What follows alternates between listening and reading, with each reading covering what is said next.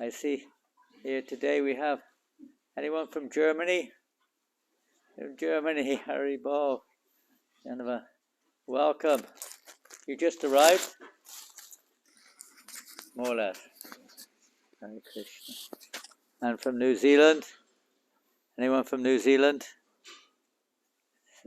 First time ever here to New Mayapur. They've come 36-hour journey. Just arrived from a bit of a surprise arriving into snow. You've never had snow in Auckland, huh? No, only in the mountains. But they come today. I think today it will melt. But so thank you for coming, and some of you from Portugal have just arrived.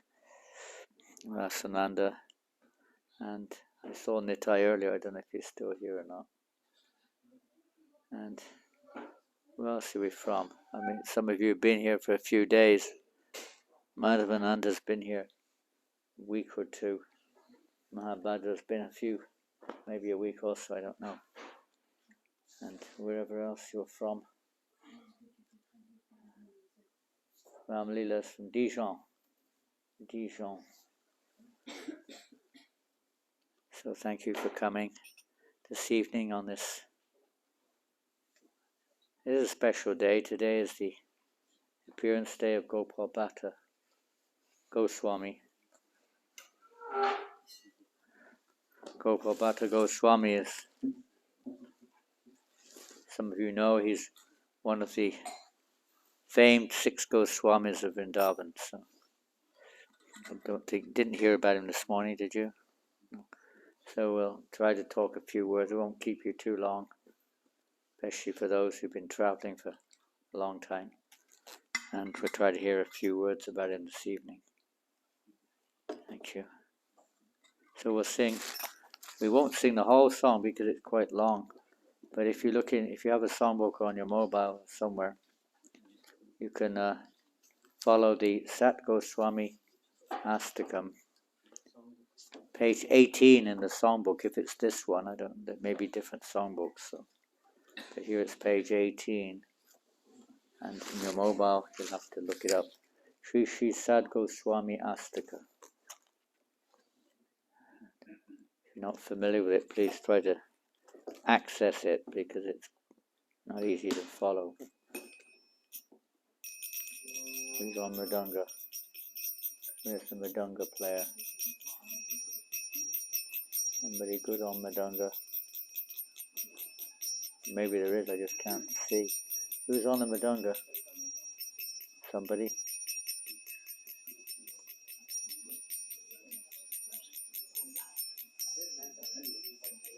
Any luck finding the song? In some books it's 18, but it may not be the same in all.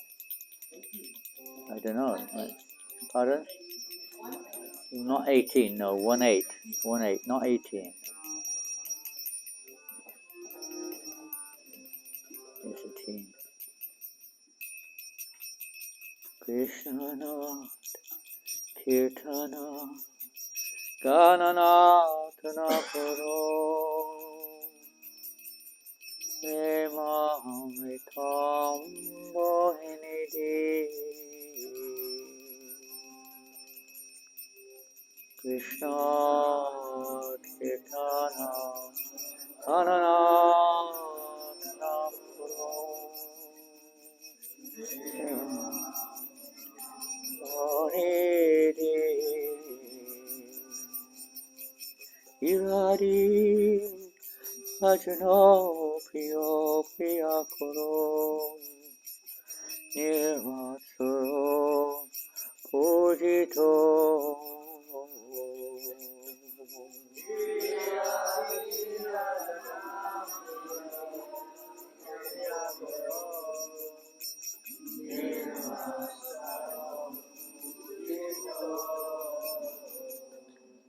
Shri Caitanya Kripa Baro Puve Moho Bharavan Tarako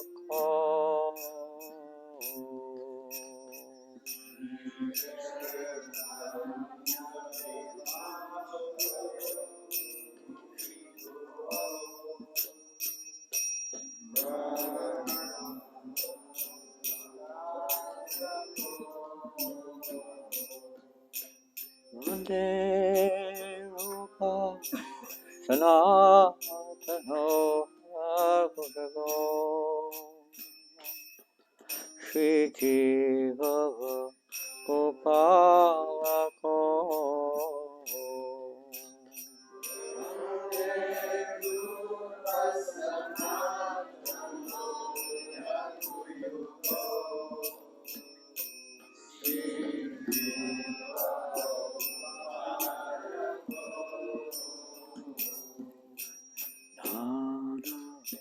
Shastra Vicharanayaka Nipano Sadharma Samstapako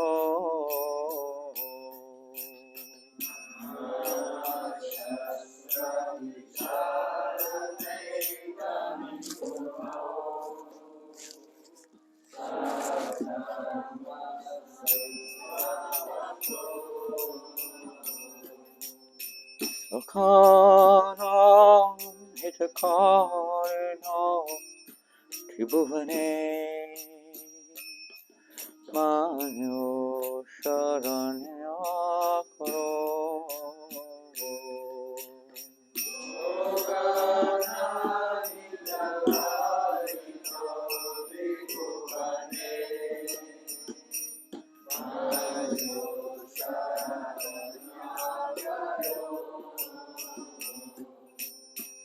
Radha Krishna Padaravinda Bhajana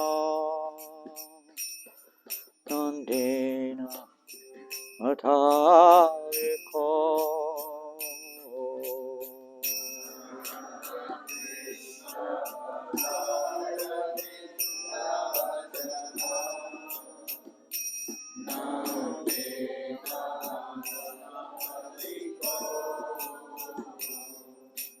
Vande Rupa Sanatano Vabhujago Shri Jiva Gopalako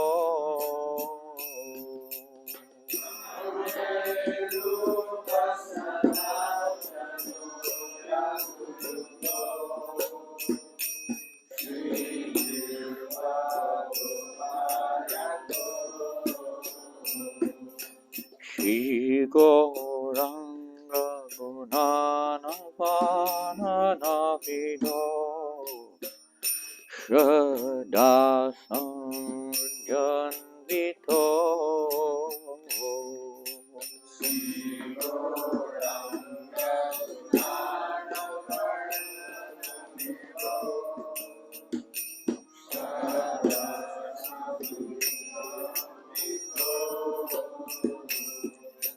Papo Tapa Nikrinta Notanubitam Govinda Ganamitai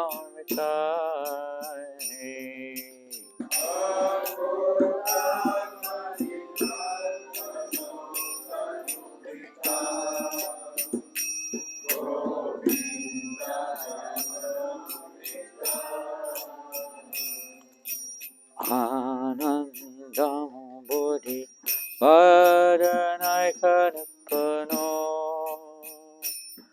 Kaivalya Nishtarako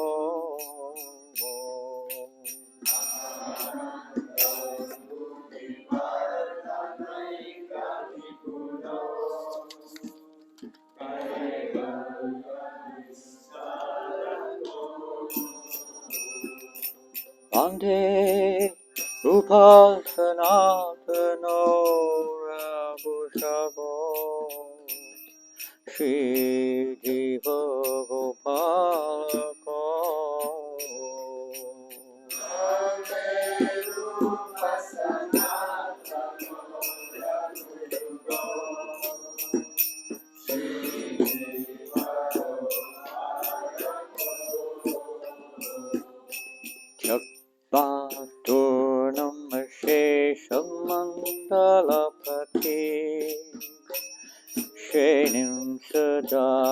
Uttava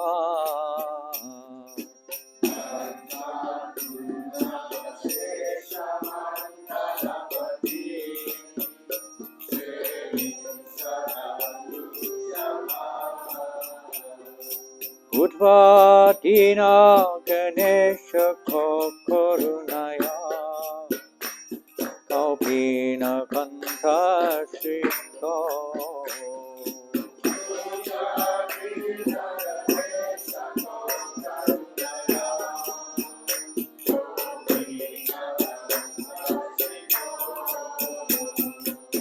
Vande Rupa Sanatan Mr. Liner Gopi Baba Samhitam Talahari Kalola Magno Maho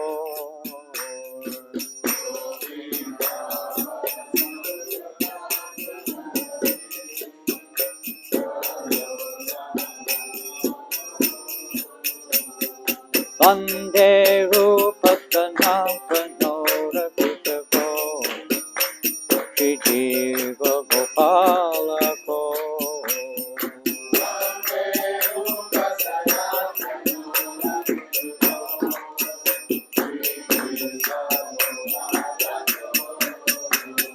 Vande Rupa Sanatana Rapitako Shri Jiva Gopalako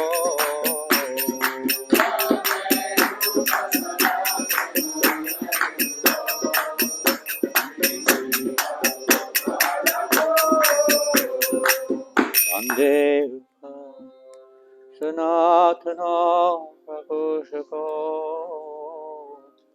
Shri Jiva Gopalako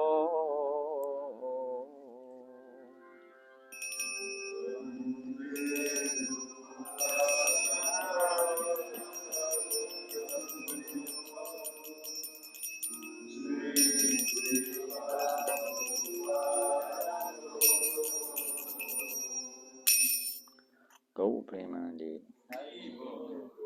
Offer our respectful obeisances unto the 6 Goswamis, namely Sri Rupa Goswami, Sri Sanatan Goswami, Sri Raghunath Bhatta Goswami, Raghunath Das Goswami, Jiva Goswami, and Sri Gopal Bhatta Goswami. These are the famous 6 Goswamis of Vrindavan, Lord Chaitanya's immediate followers, who basically established on the order of Lord Chaitanya the philosophical standard for practicing devotional service, as well as many other services which they undertook. Uncovering the various holy places in Vrindavan was one of their primary services, establishing the process of worshipping the deities, writing many transcendental literature. So this evening we'll hear a little bit about Gopal Bhatta if we can. His appearance today.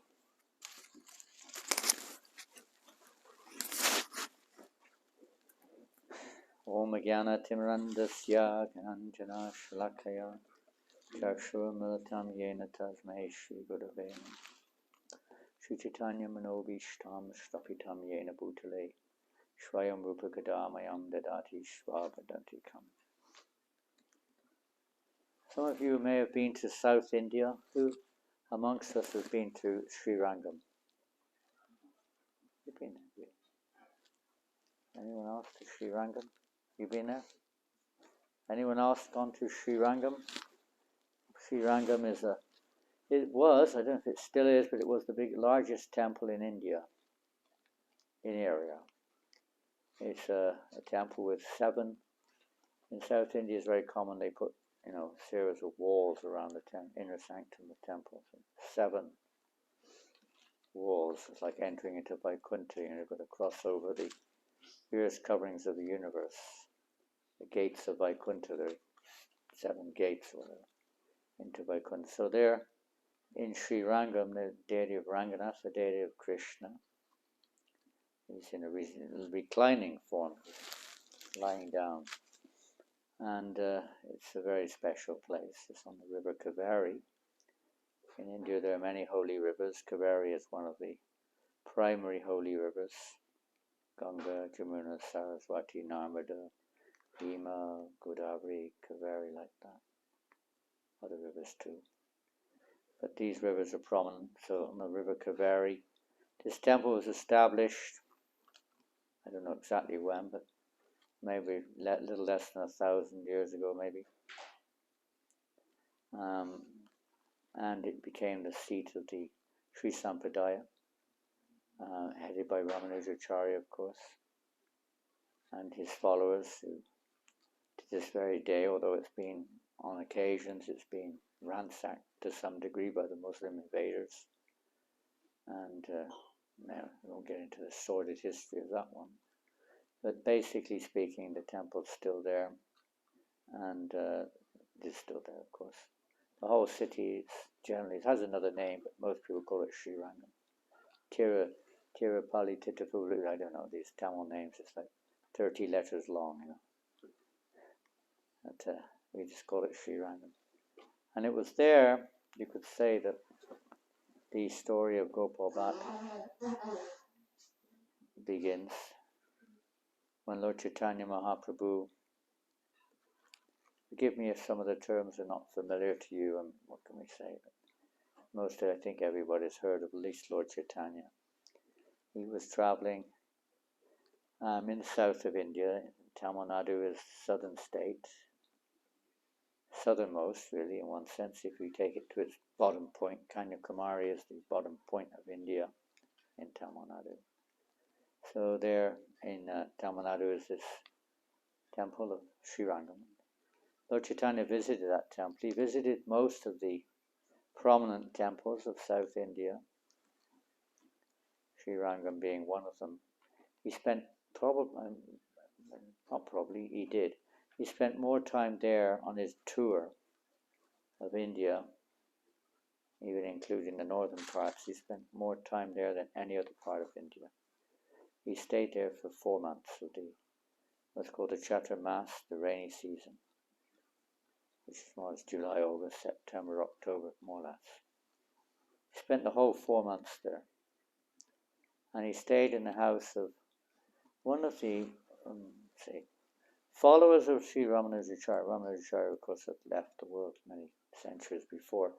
But in his line of succession, one of his followers was known as Venkata Bhatt. Venkata Bhatt was one of the priests of the temple there, many priests. And in his family also was the very famous Vaishnava, Prabodhananda Saraswati, brothers. Prabodhananda Saraswati eventually ended up in Vrindavan. Very famous amongst Gaudiya Vaishnava. If you go to Kamyavan, you will know a lot about it. Actually, even if you go to Kaliagat, you'll see Prabodhananda Saraswati has kind of a samadhi or kutir there. And he was very famous amongst Gaudiya Vaishnavas. Although he was born in a Sri Sampradaya, he took up the line of Gaudiya Vaishnavism. Meeting Lord Chaitanya Mahaprabhu, spent 4 months there. And at that time, Venkata Bhatt had a child, a young son, named Gopal. Just a small boy. I don't know how old he was, a few years old. And Gopal had the great opportunity to associate with Mahaprabhu, was very happy to see him. When Mahaprabhu knew that this was one of his eternal associates, Gopal Bhatt, along with all the other Goswamis, these 6 Goswamis particularly, are prominent in Radha Krishna Leela. Gopal Bhatt is usually understood that he is Gunamanjari. Sometimes it's said that he's actually Ananga Manjari, the younger sister of Radharani. But generally it's understood he's Gunamanjari. Maybe both are appearing in the form of Gopal Bhatt. But they're all Manjaras. Manjaras are the most intimate assistants in the pastimes of Radha and Krishna. So they're the eligible persons, you could say, to describe the process, the science of pure devotional service, because they themselves are the personification of pure devotional service in its highest form. And Jari Bhav is the most intimate form of loving exchanges, devotional service in the mood of Shringara Rasa, conjugal love with the Lord, assisting Radharani in her relationship with Krishna. So they're assisting Lord Caitanya in the same way to further his external and internal mission. So Gopal Bhatta was known as Gopal then. Lord Caitanya Mahaprabhu, when he saw him, he was so happy. He picked him up and put him on his lap and paid special attention to Gopal. And Gopal spent as much time as he could during those 4 months. There's a famous section of the Caitanya Charitamrta. I won't get into it tonight because it's related but slightly off the mark, of the extensive discussion. In Vaishnavism means devotion to Lord Krishna or Lord Vishnu. Amongst the Vaishnavas there are varieties. It's not all one. The Lord has unlimited forms and he accepts various moods of devotion from his various devotees. Just like we see in our daily lives, all of us, we have different relationships with different persons.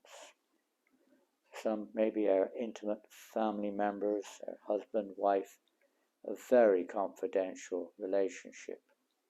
It's, in one sense, confidential. It's very intimate, it's conjugal, it's sensual, or whatever you want. And with our other family members, brothers, sisters, mothers, fathers, and so on, is also a very intimate relationship, but not of the same kind of intimacy as that with one's lover.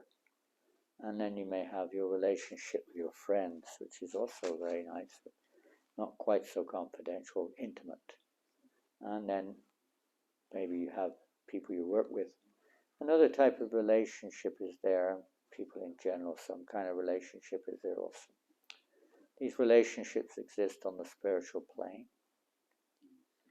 Everything comes from, this is a simple common sense understanding that, believe it or not, that everything comes from God. If God exists, he's by definition the source of everything. There's no meaning otherwise. Everything emanates from him, and this is, of course, upheld in pretty much every scripture of the world, that the creation, everything comes from him, from Godhead. So everything we see has its origins in the Supreme. And similarly, these various relationships of intimacy have their origins in the Supreme. If it wasn't there in God, there could be no question of conjugal relationship between living entities, usually man and woman, in this world, or intimate relationships in terms of friendly relationships or family relationships, etc., because they exist in Godhead. It's not that Godhead is born, he's eternal, we're eternal, but these pastimes eternally exist. It's a mood of loving exchange, a mood of service. It's not some creativity situation as we see it in this world, but it's a mood of service, just like the mother's service mood to the child is very intense, very deep, very almost unconditional. But that exists because it exists in God also, and in so many different ways. So the majority of, we can't give numbers, it's innumerable, but within our experience within this world, we could say the majority of theistic people, persons who have some belief in God, their belief in God is either that of kind of neutral, he's kind of an energy, he's not like a person you have a relationship with, he's just all pervasive or something, or you have a relationship with him which is supposed to be the school of theistic, school of service to the Lord. What that service is another thing, but the general principle is he's the master, we're the servant. That's one type of relationship, Dasya. And in the case of Venkatavat, that this was his relationship with the Supreme. Most of the Sri Sambhadaya followers are in this mood of dasya ras. They worship the Lord as God, and we're his eternal servants and Lord and Master, which is transcendentally perfect. But it's not the most intimate or highest or most pleasing or most rich relationship. So when Lord Caitanya came there, he had a long debate with Venkatapata, and they were even laughing. So you can read it in Caitanya Caritamrta. We won't get into it. In the Sri Sampradaya, they worship Lakshmi Narayan. Now, Lakshmi Narayan is an expansion of Krishna. They say the other way around. Venkatapata understood it was actually Lord Krishna was the origin. But his heart was to worship Lord Narayan, Lakshmi Narayan. Lakshmi is an expansion of Radharani, but in a different mood, very different mood. And even part of that interesting conversation with Lord Chaitanya Mahaprabhu was trying to explain, well, you're Lakshmi, you worship Lakshmi Devi, but your Lakshmi Devi was also trying. Why is it then that she was trying to enter into the association of Krishna? She was performing tremendous austerities. She gave up her position practically, Lakshmi tried to, and performed tremendous austerities to try to enter into the intimate relationship with Krishna, but she couldn't do it. She was unable to do it because she couldn't throw off her mood of reverence. This mood of reverence, which is the foundation, you could say, in devotional service, is not the highest stage. A relationship in this world of reverence is not the most sweet relationship. It's not a bad relationship, but it's not a sweet one. So similarly in the spiritual world, the relationship with Godhead mostly is reverential, Aishwarya Bhav. And so Lakshmi Devi has, although she's the eternal consort, she resides always with the Lord, she has an element of reverence, and she can't, it's her constitution. Constitution means that which cannot be changed. Although you may wish, it just doesn't change. Coal is coal. You can't turn coal into something else. It's coal. So it's a constitution. But it illustrates the supremacy of the relationship of Radha and Krishna and the essence of Vrindavan above that of Vaikuntha. So anyway, they had their nice conversation. It was time for Lord Chaitanya to leave, and naturally Venkatapata's family and especially Gopal were devastated. So Lord Chaitanya stayed a little longer. He gave instructions to Gopal, even though he was a young child, basically. Maybe, I don't know how old, but young anyway. And he told him he should stay there in Sri Ranga, but later on he should go to Vrindavan. And he told him he would join there with some of his other followers, Rupa and Sanatan particularly. But for now he should stay there in Sri Ranga and serve his mother and father, who were great devotees. They were quite old. They must have had him when they were a little bit elderly. So he did. He stayed there in Vrindavan, in Sri Rangam, and served his parents. And then one day his parents told their son Gopal, you should now go to Vrindavan. We are leaving the world. And they did. They simply that day together, they meditated on Lord Chaitanya and upon their worshipable Lord, and they returned back to Godhead. They left this world. So Gopal then, of course, he left. He left Sri Rangam, and he went to Vrindavan. Now, another pastime which took place. Chronology is not always a thing of great emphasis in terms of, in our Western world, we like to really play chronological, take them very seriously in evidential proofs. But it's not taken so seriously, it's the points themselves which are important. So Lord Chaitanya also, Gopal wanted to see, he heard about Lord Chaitanya's pastimes in Navadvip, and he very much wanted to. He was very sad he couldn't be a part of it. In fact, he didn't have the association of Lord Chaitanya again after that. Even when he went to Vrindavan, Lord Chaitanya had already left Vrindavan and gone back to Puri. So he never actually had his direct association after that. But Lord Chaitanya revealed to him in trance his entire pastimes of Navadvip, and Gopal felt that he was actually within those pastimes. So he had that ecstatic experience which remained with him always, and he always wanted to worship the Lord as Mahaprabhu, Gauranga Mahaprabhu. But Krishna has his plans. So Gopal Bhatta, Gopal, at the time he went off, could we say Gopal Bhatta, he's in the Bhatta family. He went to Vrindavan, and when he reached Vrindavan, news got around, and Rupa Goswami, Sanatana Goswami were already aware. Lord Chaitanya told them already that Gopal would be coming. So then they received him there in Vrindavan, and Gopal Bhatta then became like a brother, a younger brother to the Sanatana group. And he stayed there in Vrindavan for 45 years. He was about 30 when he arrived in Vrindavan. When Lord Chaitanya Mahaprabhu was eagerly awaiting the arrival, although Lord Chaitanya was in Puri, he was constantly asking anyone who came from Vrindavan, has Gopal arrived? And then one day one of his, let's say, followers informed Lord Chaitanya Mahaprabhu that indeed Gopal had arrived. So Lord Chaitanya immediately sent some gifts. He was so happy. He sent his own little wooden sitting place. He had a little wooden stand which Lord Chaitanya would sit on. He sent this as a gift to Gopal.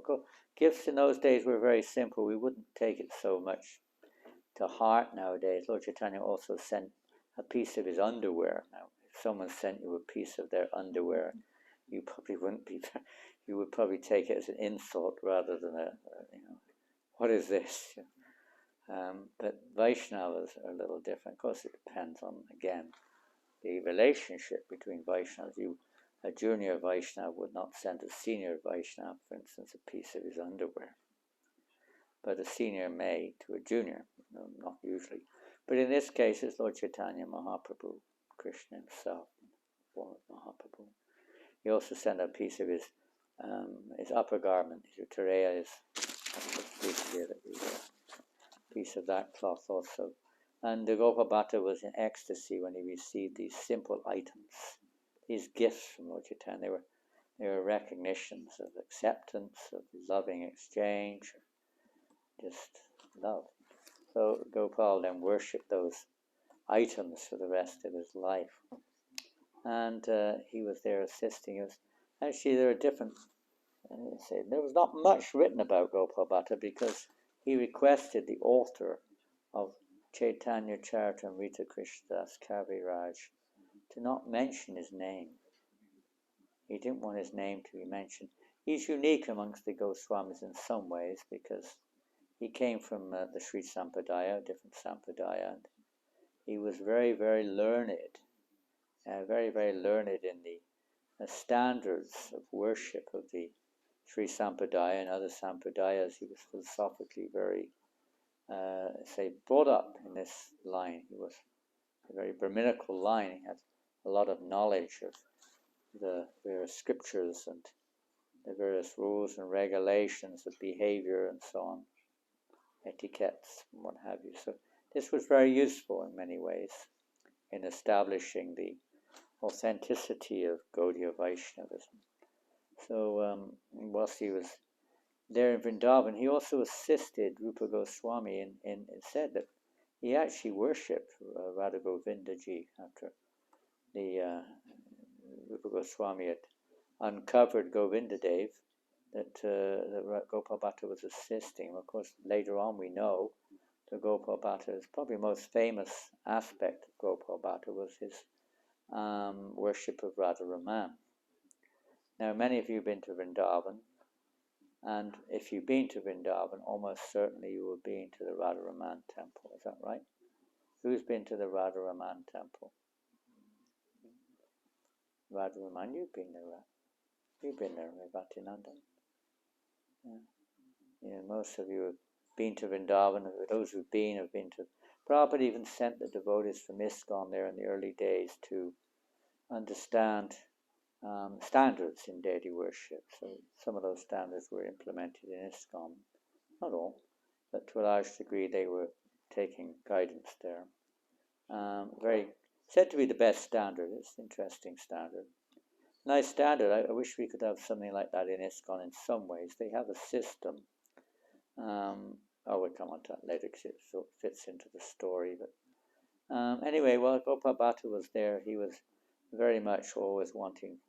He was very attached because his coming in was directly through Lord Caitanya Mahaprabhu, and he so much wanted his association. The Lord actually departed this world, so it was quite devastating. But then he appeared to him in a trance-like dream and said, if you want to worship me, or to see me, or to be with me, you should go to Nepal, of all places. And again, there are different stories here which angles the vision of this pastime. But he went to Nepal, and he went to the Kaligandaka River. How many of you been there? Kaligandaka River. Anybody? Anybody been there? This is where the Shalagram Shilas are to be found. The river coming down. It's called a mountain called Mount Annapurna. A beautiful mountain. If you go there, you can. I don't say you can't climb it, but you can go to the river. You can if you're a mountaineer. But you can go to the river Kaligandaka. Many devotees do, and there they procure their Shalagram Shilas usually. So that wasn't his intention. He was just inspired to follow Lord Chaitanya's directive. So he was taking his bath in the river. And whilst he was taking his bath, and then again there are different descriptions of this, but we'll just mention one of them. He was taking his bath with a lota, that's like a little small kind of like, say, container to pour water on. He was taking his bath, and he put his lota in the water, and he saw there were stones, and then he saw there were shilas. So he thought, this is maybe it's not very usual, but he poured them back in. And again he took it, and the same shilas were in again. This happened 3 times. There were 12 shilas in his lotus, so he took it eventually that this must be the will of the Lord. So he took those 12 shilas back to Vrindavan to worship the Lord there. But it said that he felt himself, there's different stories, but actually the second story would be more relevant in one sense. But we'll combine the two.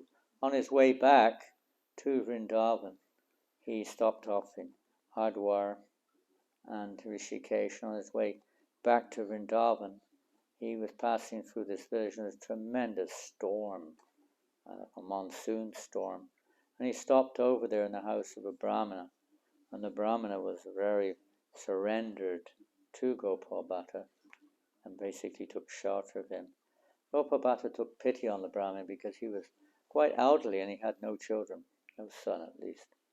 So he actually blessed him. Sometimes powerful Vaishnavas may do this for various reasons, and there's a very special reason involved.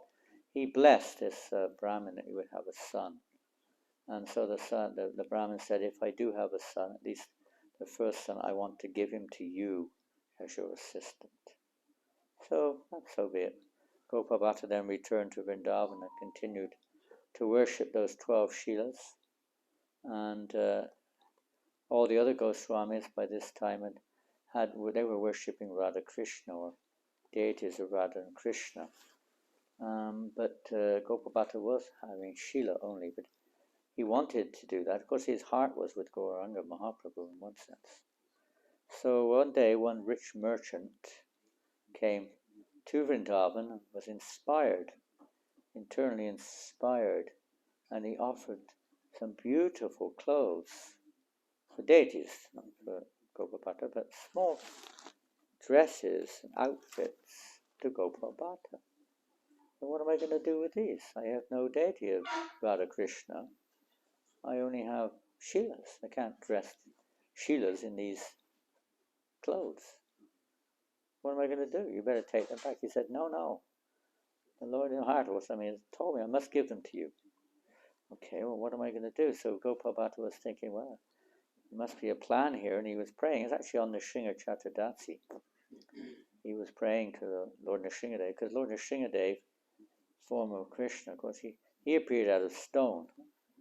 He appeared out of the stone. So, not that he was thinking necessarily like that, but someone out on that day, it was Nrsimha Chaturdashi, he was praying to Lord Nrsimhadev to fulfill his desire. He wanted to worship form, two-armed form of the Lord. And so he went did this puja that night, Nrsimha Chaturdashi, took a little rest, came out, went to take bath in Jamuna, came back to area where he was staying, which is where the present Radharaman temple is, by the way. And you can see the place where Radharaman appeared there. And when he went to wake the deity, he used to keep it under a basket. So he lifted up the basket and he had a shock of his life. There were only 11 shilas. One of the shilas was not a shila as we know it. It had transformed, one that's known as shila known as Damodar, had transformed into a two-armed form of Krishna, the deity you see now. Now, I can't say my limited vision, but if you see the back of the deity, you can still see a part of the shila protruding out the back of the deity. The deity is unique. The deity has teeth, very small. Generally, we don't see the teeth. I was watching a video recently put together by one devotee in London about Londonishwar, and it's kind of like a little bit of a license, you should say, but maybe a bit overboard or not, but it shows Radha Londonishwar suddenly smiling and their teeth show. You don't normally see the deity's teeth. They're smiling, but their lips are more or less closed. There's no teeth as we know it, not as is, to be seen. But in this case, Radharaman has teeth. Quite unique. There's no Radharani. Radharaman, one who is most dear to Radharani, but there's no Radha deity as such. If you look at the temple, you'll see there's only Radharaman, only the deity of Krishna. There's no Radharani. But next to the deity, there's a little crown, maybe a piece of cloth as well, which represents Radharani. So, like that, he was worshipping. Then he started worshipping. The dresses all fitted perfectly. They fitted perfectly. This deity, it was amazing. So the deity became very famous. In fact, when the Muslims invaded Vrindavan, almost all the deities of Vrindavan were taken away when they heard the Muslims were coming to ransack the temples.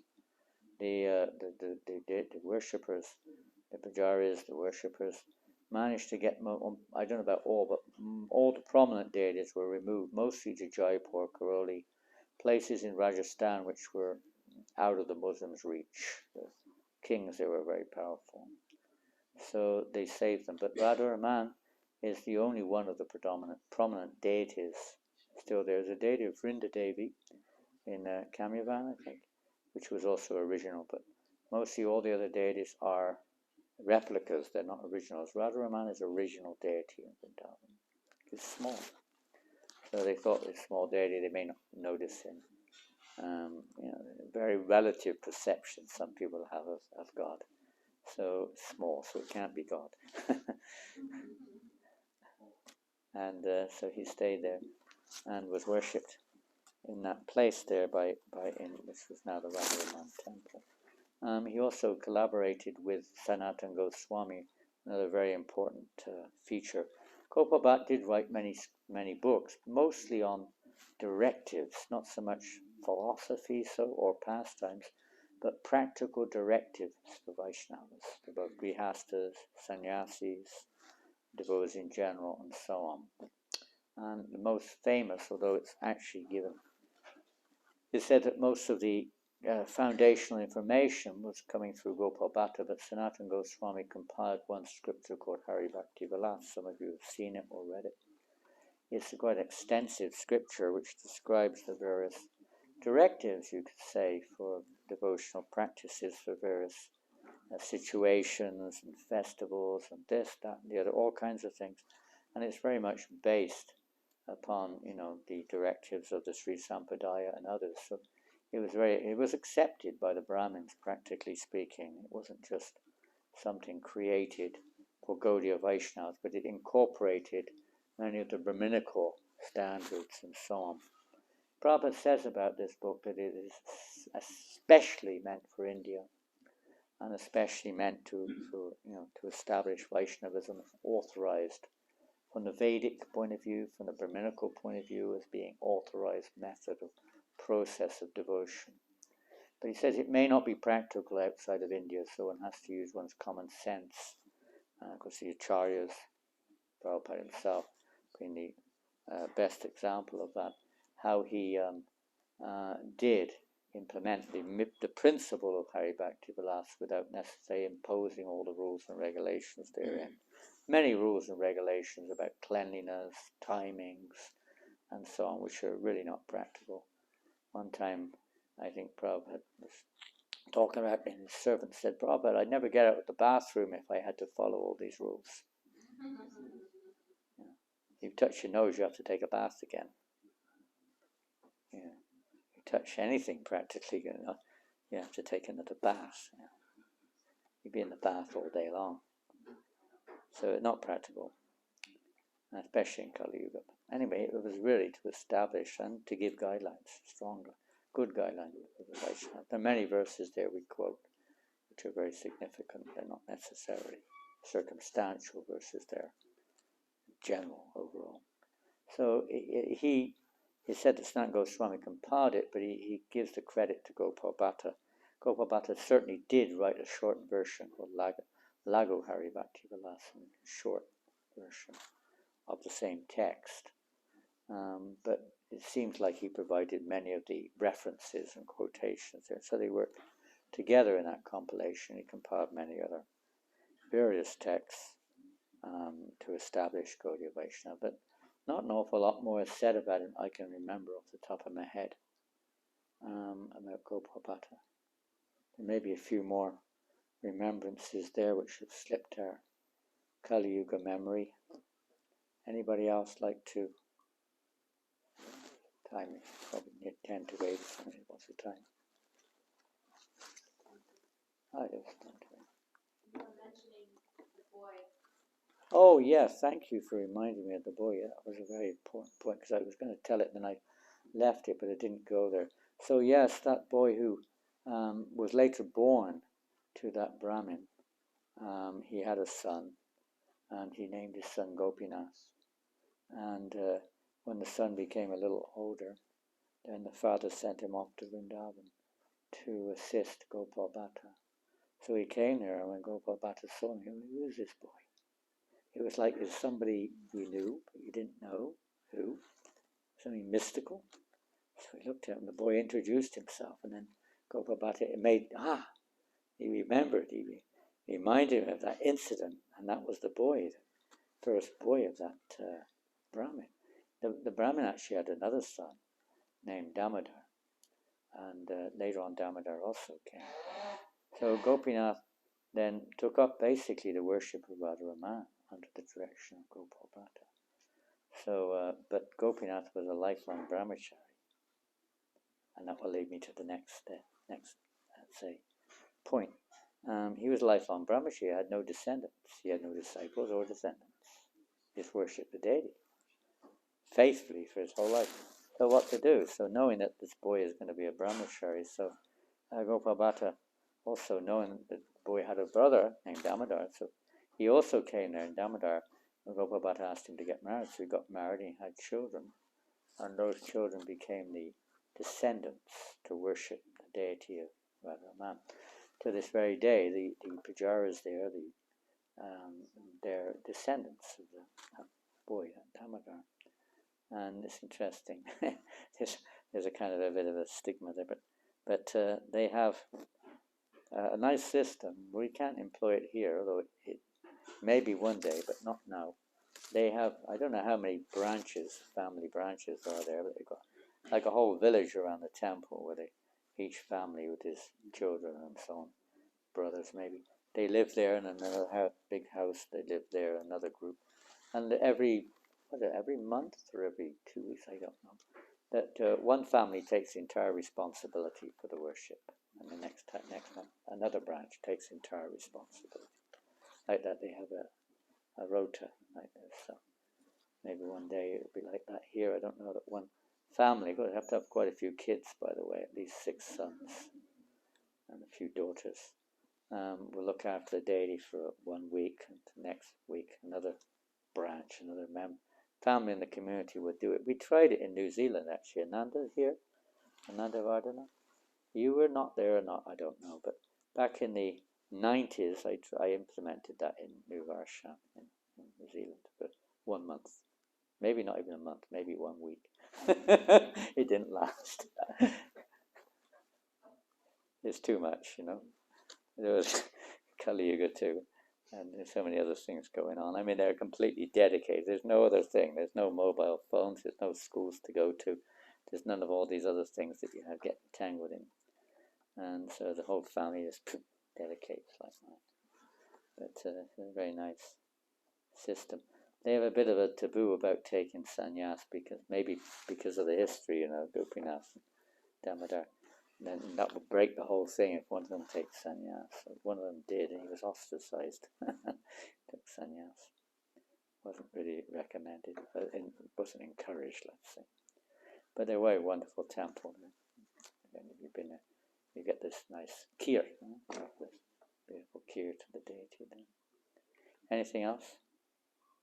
I remember when I went to Sri Lanka, I'm not sure if we went by train or by bus, but when we got off, we saw Lord Chaitanya's footprints. Yeah, yes, Lord Chaitanya's footprints have been established in Mr. Bhaktisiddhanta Maharaj. He established these footprints of Lord Chaitanya in the prominent places, Tirupati, Srirangam, Sringeri, different places, wherever Lord Chaitanya went. His footprints, you'll see, they're very nice.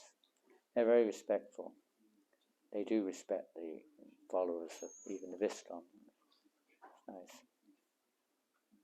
Anything else? Very much. Jiva Goswami used a lot the services of Gopal Bhatta Goswami to compile the Sandarbhas. Yeah, that's working. He's a very learned scholar. Very learned in, not just in what we say in Gaudiya Vaishnavism, but in all the various branches of knowledge, Vaishnava knowledge, with other knowledge. So, Sandarbhas is the greatest treatise, philosophical treatise on the absolute truth, you could say. So Gopal Bhatta also, thank you for pointing that out, was very instrumental in the compilation of the Sandarbhas. Anything else? Do they still have the other Shilas? Good question. Are they there? The other 11 Shilas? If they are, they'll be in the. There are three places: the appearance, the place of the samadhi of Gopal Bhatta. Then there's the place of the appearance of Radharaman. Then there's the temple. So they could be. And thank you for asking that. I'm sure the answer could be easily found, but I don't have it on my heart. Maybe you remember. There's many Shilas just in the shrine next to the temple. Next to the temple. Yes. But perhaps they're all in there, but I've never heard it emphasized. But maybe just me, I just not made the effort to find out. Not a big one there, but it could well be. As you say, there are many Shilas there. And, interesting. Yeah. The seat is still there. That seat of Lord Chaitanya. Still there. The cloth, I think, is there. Worshipable items.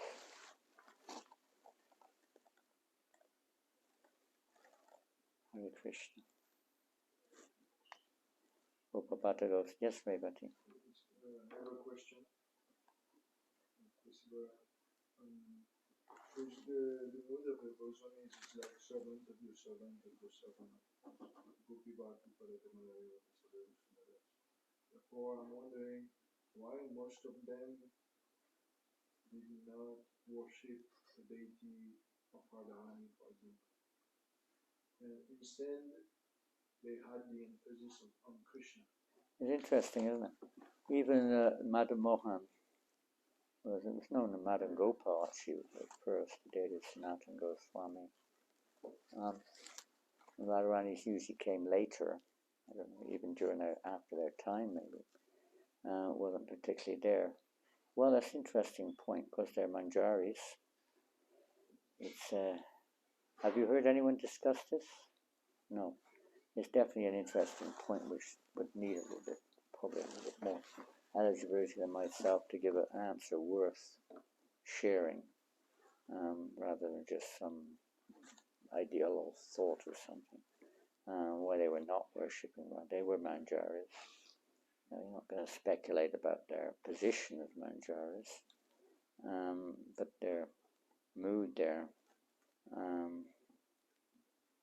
Yeah, an interesting point. In this case, with Radharaman, it's kind of like, you could say it's a little self-explanatory in a sense, because only Krishna manifested from the Damodar Shila. But in other cases, if you say Govinda Dev appeared, it's not that Radharani didn't appear therein with Govinda Dev, and the same with Madan Gopal. The deity later on named Madan Mohan was worshipped by Advaita Acharya, and left that deity when Advaita returned to Navadvipa. Later on, that deity came into the service of Sanatana Goswami, and worshipping just the deity. You don't see Krishna Radharani there as we weren't there, obviously, but whatever we heard and seen, he's just worshipping Madan Mohan. It's interesting. Of course, they're not ordinary living entities. When you say the Gopi Bharta Padakama, they're in that mood. But we're following in their footsteps. We're not following the footsteps in terms of just worshipping Krishna. Some Indian people do, of course. Many do. Just worship Krishna alone. But definitely we don't. The Goswamis. Somewhere along the line, it's obviously established that we worship Radha and never worship Krishna without Radha. Radharani is always there. I don't want to speculate more on that, but there's definitely a clear answer to that, but I don't have it. Anyone heard anything on that? I'm sure it's been discussed and clarified somewhere, I'm sure. Pardon? I heard something about this. You heard something? Yeah. Okay. Before the Goswamis, they were coming to Vrindavan. They didn't really worship Radharani. Vrinda Devi was the one worshipped. So wherever there was Krishna, there was Vrinda Devi. That's nice. Yeah. That may well be the situation.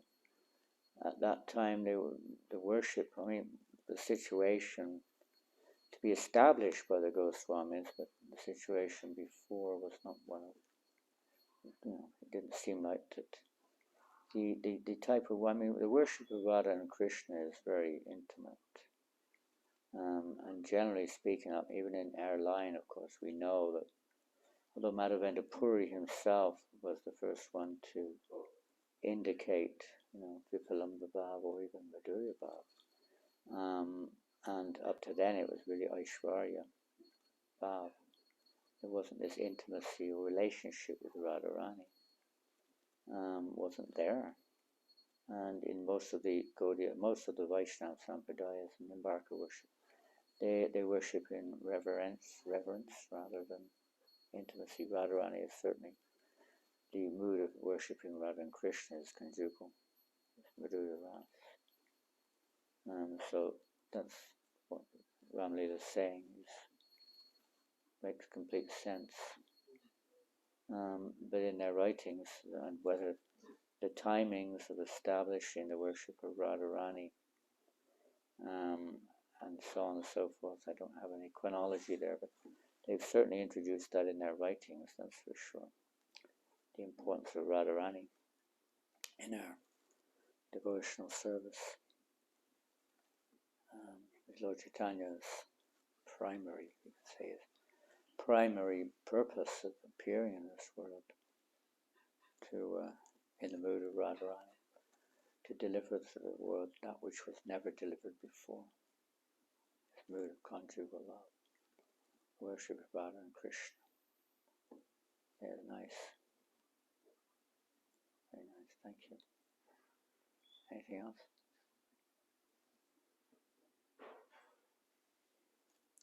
Okay, it was 8 o'clock. Huh? Thank you. Thank you all very much. I'm sorry, a little tired. I guess, you get jet lag sometimes when you travel. We're having marathon lag. Maralag. Yeah, you can see a hand up there. You said in the beginning they had a really nice system. There's what? They had a really nice system of worshiping Radha Rama. Well, I mentioned it later on, the different families they take it, schedules it. One family, then the next week another family, and like that. Yeah, they take it in turns, so it's very much it's not like every day. No, I don't know what they do, whether they still do that, but they used to do that. I guess if it's an emergency, everyone's welcome and ready to step in. But the general situation,